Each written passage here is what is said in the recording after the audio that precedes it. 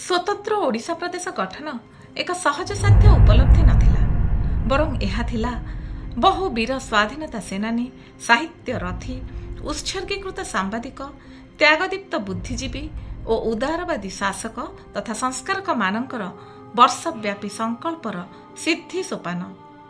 एक समुज्वल और समृद्ध राज्य निर्माण पई सेमाने केवल स्वप्न देखि नथिले, बरं सेही स्वप्न को साकार रूप देबारे करिथिले निरपच्छिन्न प्रयास। आज जितेबले आमे विकसित ओडिशार स्वर और संभावना को वास्तवतारे रूपांतरित करने को जाउछु, स्वतंत्र ओडिशा निर्माणर एही अग्रदूत मानंकु आमर शत शत प्रणाम।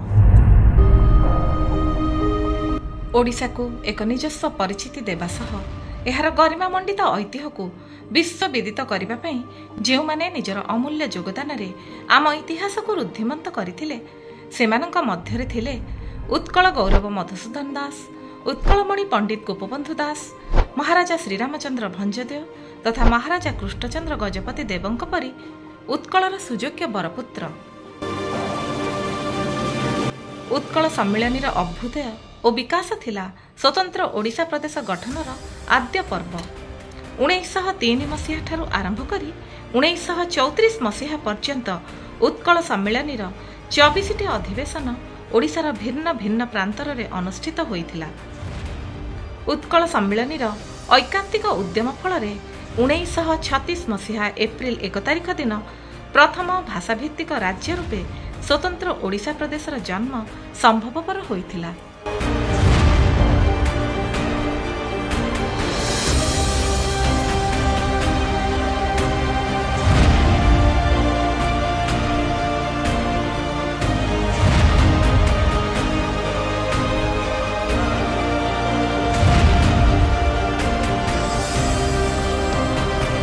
स्वदेश प्रीति रे अभिमंत्रित जे प्रातस्मरणीय व्यक्तिविशेषक निरंतर उद्यम बलरे आमे स्वतंत्र ओडिशा प्रदेश पाइथिलु, सेमानक मध्यरे धराकोट राजा मदन मोहन सिंहदेव, कनिका राजा राजेंद्र नारायण भंजदेव, जयपुर राजा विक्रमदेव वर्मा, खलिकोट राजा हरिहर मर्दराज और रामचंद्र मर्दराज देव, बामंडा राजा वासुदेव सुढलदेव, संबलपुर आईनजीवी चंद्रशेखर बेहेरा, कटकर भुवनानंद दास और बालेश्वर जमीदार वैकुंठनाथ देंक अवदान अविस्मरणीय।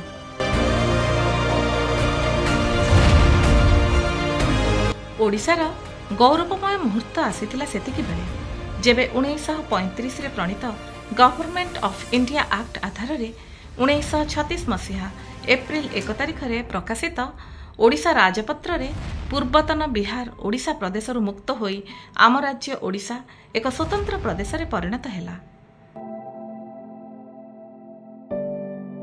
स्वतंत्र ओडिशा प्रदेश गठन रे आम राज्यर सारस्वत साधक मानकर थिला अनन्य योगदान।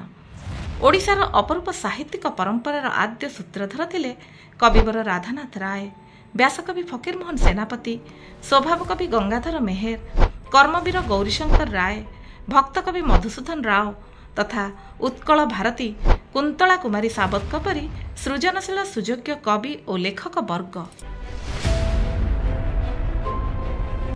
ओडिया नवजागरणर पीठ थिला सत्यवादी एवं सत्यवादी वनविद्यालय थिला ओडिया जातीय चेतनार केन्द्र।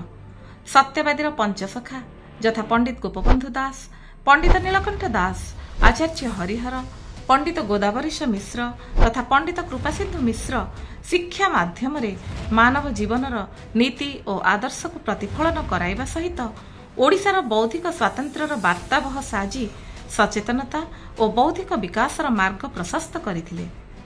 सेमानंक तेजदीप्त रचनावली सुप्त ओडिया जाति को जागृत करिबा पई अग्निस्फुलिंग सम प्रतिभात होइथिला। प्राक स्वाधीनता काल रे ओडिशार शासन तंत्रर मंग संभाळिबारे प्रधानमंत्री और मुख्यमंत्री रूपे व्यवस्थार कर्णधार साजिथिले प्रथित जशा जननेता महाराजा कृष्णचंद्र गजपति देव, विश्वनाथ दास और उत्कल केसरी डॉक्टर हरेकृष्ण महताब। स्वाधीनतार आद्य सोपान रे नुआ ओडिशा निर्माणर मूलदुआ पकाइथिले डॉक्टर हरेकृष्ण महताब, नवकृष्ण चौधरी और प्रबाद पुरुष विजु पट्टनायक। आज आम ओडिशा प्रदेश रे 30टी जिला और 58टी उपखंड रही।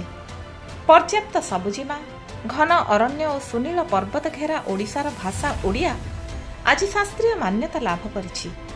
आमर कालजयी कला और स्थापत्य आज समग्र विश्ववासी को विमुग्ध और विचकित करिछि। कांतकवि लक्ष्मीकांतंकर सही अमर रचना आज राज्य संगीतर मान्यता लाभ करी कोटी कोटी ओडियांक कंठरे सगर्वे निनादित हेउछि। ठीक सेहीपरि आज अगणित ओडियांक कंठरे गुंजरित हेउछि कवि गोदावरीश महापात्रंकर प्रेरणादायी रचना उठ कंकाळ छिडु श्रृंखल जाग दुर्बल आजी उठु हृत गौरव गत गौरव मृत गौरव राजी।